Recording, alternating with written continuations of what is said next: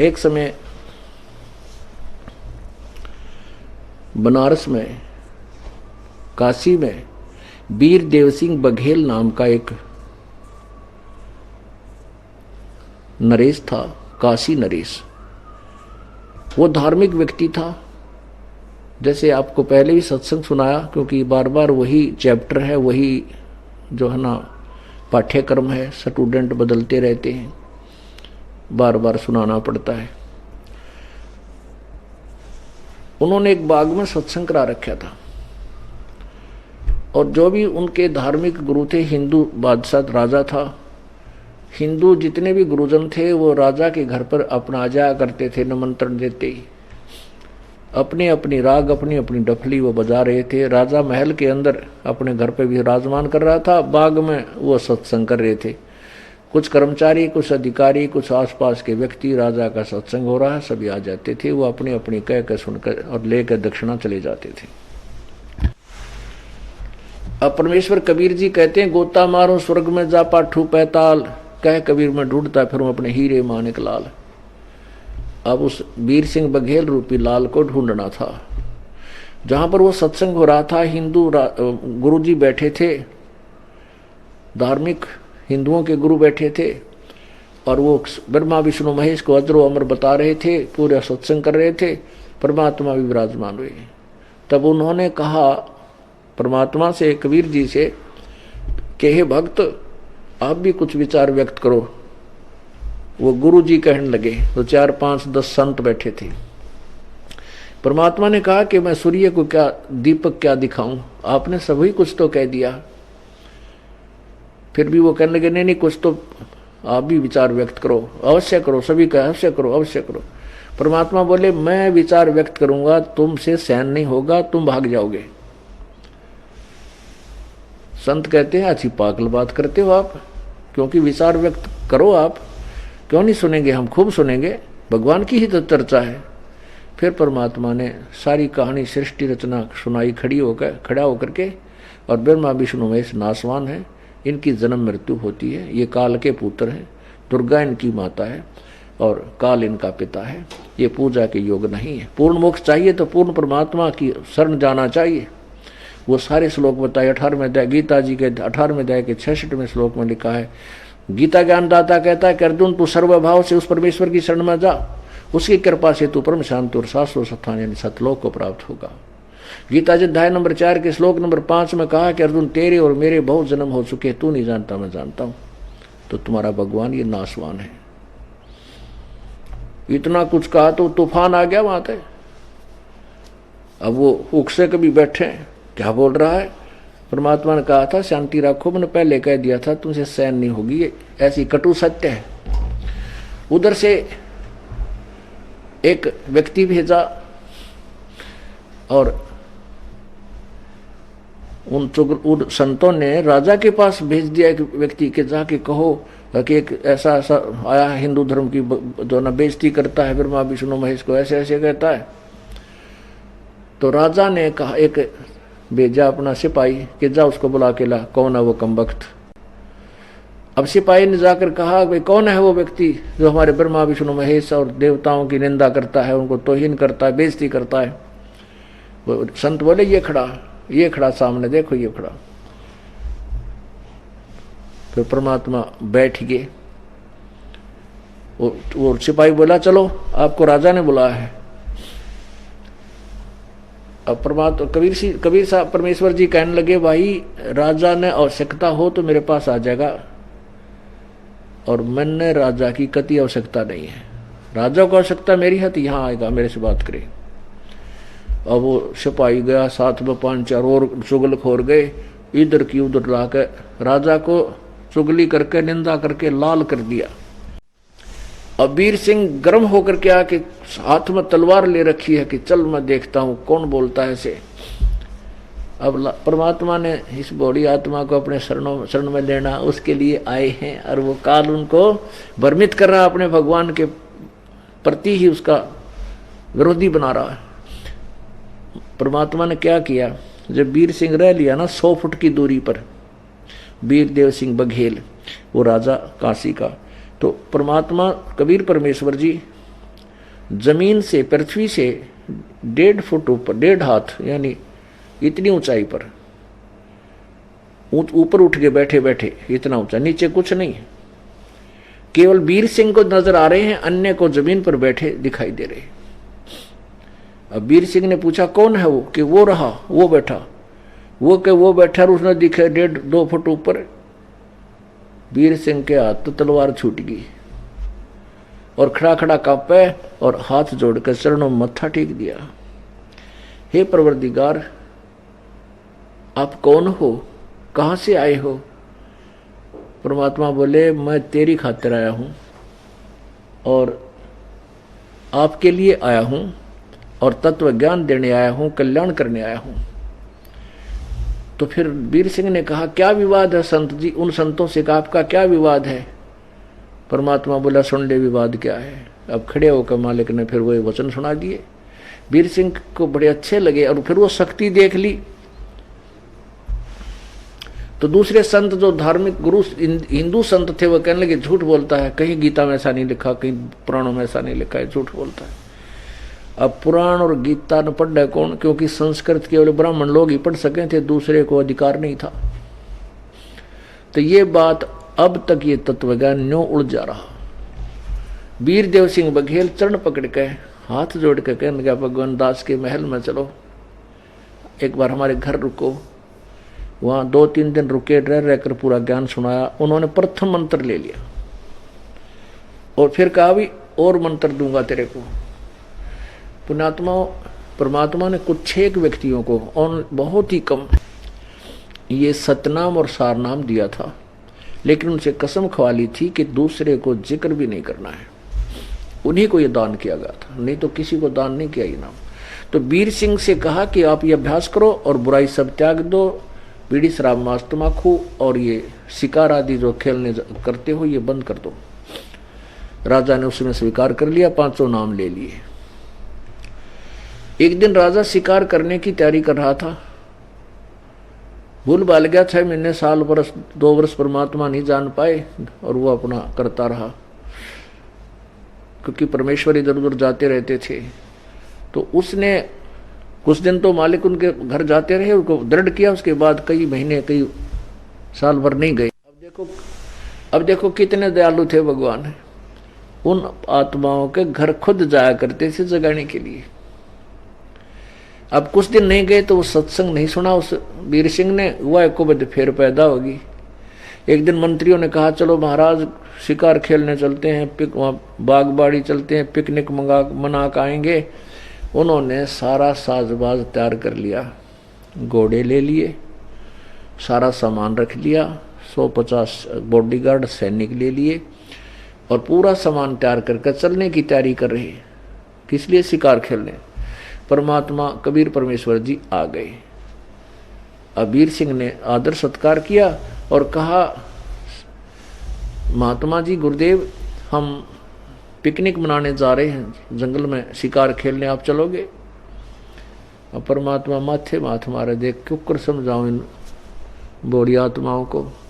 अरे मैं समझ कह के ये गया था, ये बुराई नहीं करनी, यू कति सिंगरा खड़ा है तो, और मुझे भी कह रहा चलो आपको घुमा कर लाते हैं। परमात्मा बोले भाई मैं चलता पड़ूंगा तुम्हारे साथ, पर तुम्हें कोई शिकार नहीं मिलेगा, मैं इतना मनहूस हूं। राजा कहने लगा नहीं महाराज जी ऐसी कोई बात नहीं, वहां पर तो बहुत शिकार है। भाई मेरे साथ चलोगे ना, मुझे साथ ले चलोगे तो तुम्हें शिकार नहीं मिलेगा, मैं ऐसा निकम्मा सा आदमी हूँ। राजा बोला नहीं ऐसी कोई बात नहीं महाराज, देखो तो हमारे साथ घूम का। और राजा ओ गुरुदेव आओ चलो। परमात्मा बैठा लिया घोड़े पर, अब चले गए।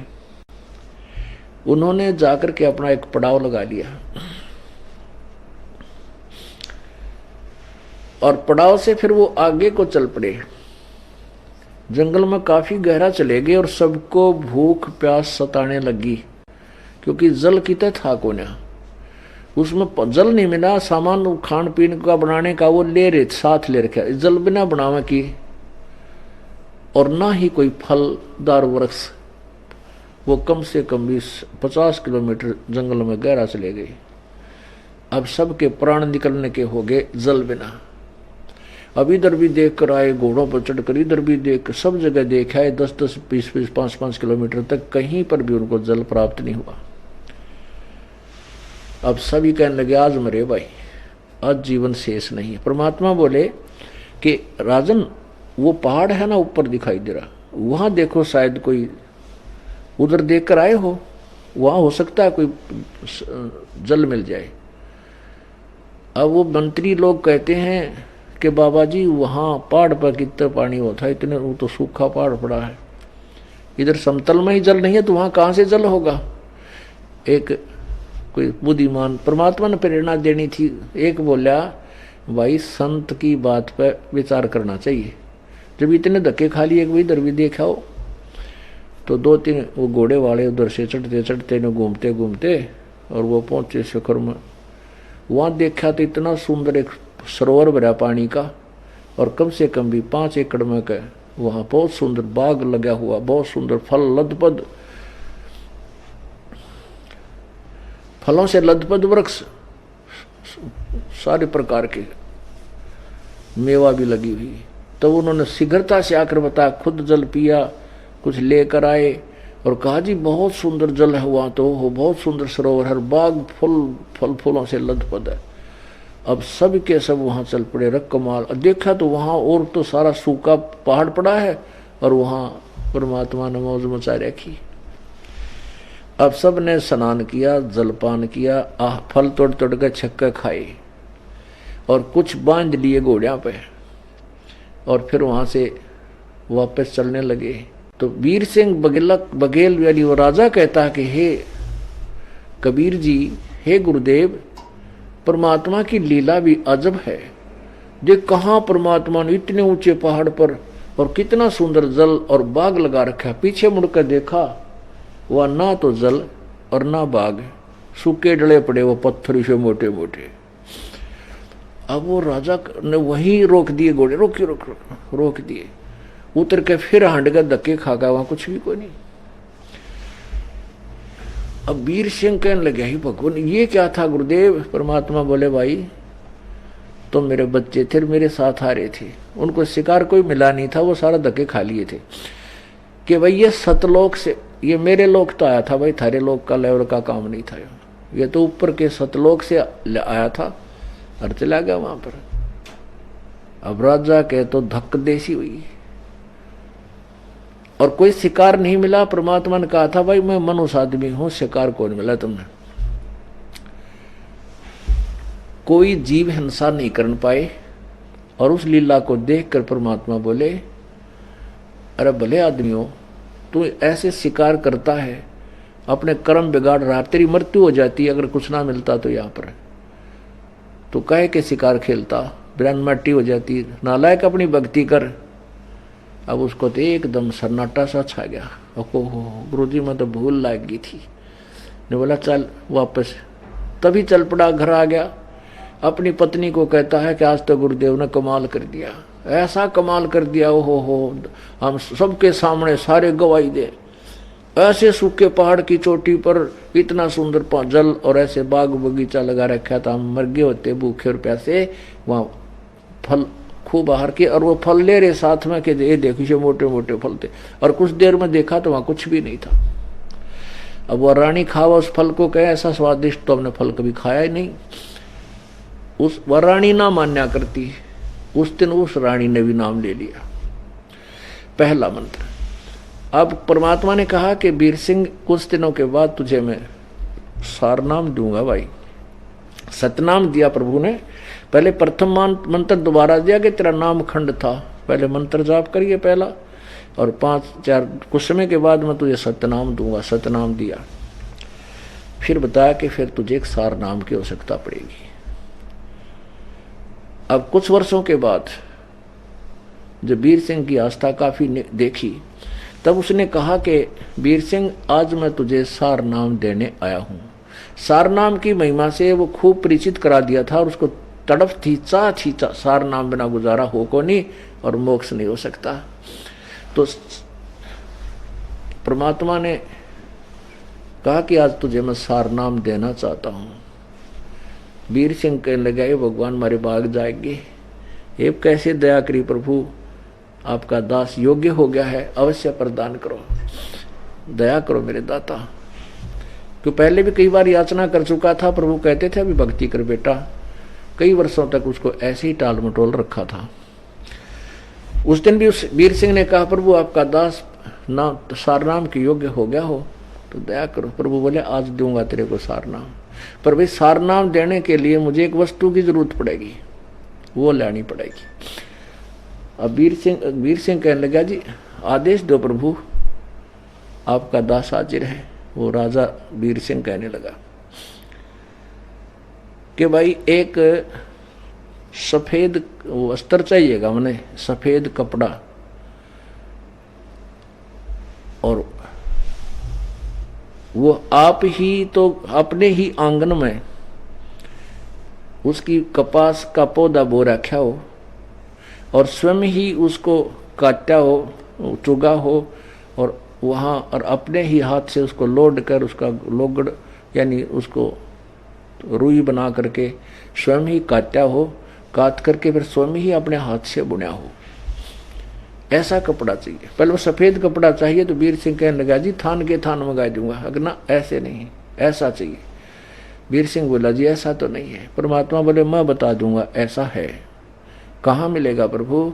कि आप ही के नगर में आप ही की एक गुरु बहन शशि प्रभा पंडितानी है, ब्राह्मणी, उसने और उसकी लड़की ने उपदेश ले रखे हैं, और उसने एक साड़ी धोती तैयार कर रखी है। उसने ऐसे ही की, अपने आंगन में एक कपास के पौधे बोए, गंगा जल ला करके अपने सिर पर नंगे पैरा नहा धोकर स्वच्छ उसको पौधों को बड़ा किया, फिर उसके टिंडे लागे, फिर कपास बनी, उसको निकाल के और स्वयं ही उसको लोड के रुई बनाई, रुई बना के काट के फिर एक धोती बनाई, साड़ी, और भाई वह धोती तू ला दे, फिर मुझे यहाँ तेरी नाम दूंगा ना, तेरे लिए पूजा में जरूरत पड़ेगी। वैसे सारनाम के लिए इसकी कति आवश्यकता नहीं थी, लेकिन परमात्मा ने उनकी फड़क निकालनी थी दोनों की। अब वह नाम भी ले रही थी, शशि प्रभा ब्राह्मणी विधवा थी, गुरु जी की शिष्या थी कबीर परमेश्वर की, लेकिन उसकी भी अभी जो है अधूरा ही ज्ञान था उसको, यानी पूर्ण श्रद्धा नहीं थी प्रभु में। तो उसको भी ठीक करना था और उधर से वीर सिंह बघेल की भी वृत्ति को सुधारना था। तो कहा बेटा वहां से तो वो तेरी गुरु बहन है, उससे या धोती ला दे। वो कहने लगा ठीक है प्रभु अभी जाता हूँ। तो उसने सैनिक भेजे अपने सिपाही के, जाओ उस बहन से कहो कि राजा आपके पास आ रहा है किसी विशेष काम से। अब उस लड़की को यानी शशि प्रभा को भी पता था कि मेरी वो राजा भी हमारे गुरुजी का उपदेशी है, तो उसको विशेष भय नहीं लगा, क्योंकि राजा घर पावे तो आम आदमी तो घबरा जा, भाई बात बिगड़ेगी, कोई पंगा पाओगा जवान बेटी घर पे, क्योंकि पहले राजा लोग भी ऐसे ही निकम्मे टाइप होया करते थे। लेकिन वो गुरु भाई होने के कारण उसके मन में कोई डर नहीं बना, लेकिन चिंता का विषय जरूर बना कि कैसे आना हो गया। फिर भी कोई बात ना, गुरु भाई है, मूड कर गया उगाने का। तो उसने राजा के लिए एक चारपाई पर बढ़िया आसन लगाया और दूध गर्म कर लिया। राजा आ गया, प्रणाम हुई और बैठने के लिए प्रार्थना की। राजा विराजमान हुआ। अब वो बहन खुशी में उमंग में दूध लेकर आई। अगले राजन दूध पियो भाई। राजा बोला बहन दूध मैं बाद में ग्रहण करूंगा, पहले मेरी एक प्रार्थना सुन ले। आदेश दे राजन। अगर नहीं मेरी प्रार्थना है। बहन आज मुझे सारनाम मिलेगा। गुरुदेव ने आज रजा बख्शी है और बहुत वर्षों के बाद प्रार्थना करते करते आज मेर हुई है उनकी, और उस सारनाम के लिए मुझे उन्होंने कहा कि एक सफ़ेद वस्त्र चाहिएगा, धोती। मैं आपसे एक वो वस्त्र लेने आया हूँ। वह कहने लगी भाई जी ऐसी मेरे दो तो गणिया धोती हैं, अभी दे देती हूँ। कहने लगा नहीं वो धोती दे। परमात्मा ने बताया था कि उस बहन ने ऐसे तैयार कर रखी है कि आपने जो ऐसे ऐसे धोती जो तैयार की है खुद ही अपने आंगन में बाड़ी बो कर या कपास का पौधा बीज कर, और अपने हाथों आपने काट के धोती बना रखी है। अब वो शशि प्रभा कहने लगी, भाई यह धोती नहीं दे सकती मैं आपको, ये धोती तो मैंने, या साड़ी तो मैंने जगन्नाथ भगवान, जगन्नाथ जो पुरी में उस मंदिर में उसके लिए भाई अपने हृदय के तार मैंने एक एक प्रेम का तार गाल रखे अपने भगवान के लिए, और उसका चढ़ा के आऊंगी मैं, ये नहीं दे सकती तेरे को। वीर सिंह ने कहा, बहन मेरी करबद्ध प्रार्थना है, आज इस दास की किस्मत खुल रही है, और गुरुदेव ने ये किया कंडीशन रखी है कि ये धोती तू मुझे दे दे बेटे, तने जो मुंह मांगा दान दे दूंगा, और तू और बना लिया अपनी। ने बोली, ना भाई या ना दूं किसी कीमत पे, मैं नहीं दे सकती। फिर उसने कहा, बहन मैं तुझे 5 गांव दे दूंगा तो आज मेरा जीवन कल्याण हुआ है, आज मेरा जीवन सफल हो रहा है, या रहम कर दे मुझ पे। कहने लगी, भाई ना तो मैंने राज चाहिए, और जब तू दुखी करेगा तेरे राज ने त्याग करके तो और गुजारा कर लूंगी, पर मैं साड़ी नहीं दूं, या धोती भगवान की इतना कैसे दे दूं भाई। जब कति पर सारा टूक सा पकड़ा दिया, जवाब मिल गया, वीर सिंह की आंखों में पानी आ गया। वैसे तो राजा लोग यदि भगवान के चरणों में ना होता तो 2 मारा और जूतर खोज कर ले जाता, लेकिन ज्ञान हो गया था। तो राजा लोग जो भगवान से डरने वाले हो जाते हैं वो अन्याय नहीं करते। आंखों में पानी आ गया और अपनी किस्मत को कोसता हुआ चल पड़ा कि मेरा दुर्भाग्य है, आज मेरा जीवन सफल होता, और आज यह बहन मान नहीं रही। वापस आ गया, मुंह उतरा हुआ, जैसे किसी का जीवन अंत हो जाए, जिसको परमात्मा की चाह हो जाती है, उनकी ऐसी तड़फ बन जाती है। मुंह लटकाया हुआ, आंखों में पानी भर के और चरणों में बैठकर रोने लग गया, भगवान मैं बहुत दुर्भाग्य, मेरा बहुत दुर्भाग्य है, मैं बहुत ही कर्महीन प्राणी हूँ, बहुत पापी प्राणी हूँ, मेरे भाग्य में ये सार नाम नहीं है प्रभु। मैं उस बहन के, परमात्मा ने कहा, क्या बात हुई भाई, वह साड़ी ना लाया, तू धोती नहीं लाया। कहने लगे, भगवान मैंने खूब प्रार्थना की। राजा बोला, मैंने हाथ जोड़े, बहन से कहा कि तू यह साड़ी मुझे दे दे बहन, मुंह मांगा तुझे पैसा दे दूंगा। परमात्मा बोले, वाह क्यों नाटकी भाई, पता था प्रभु को।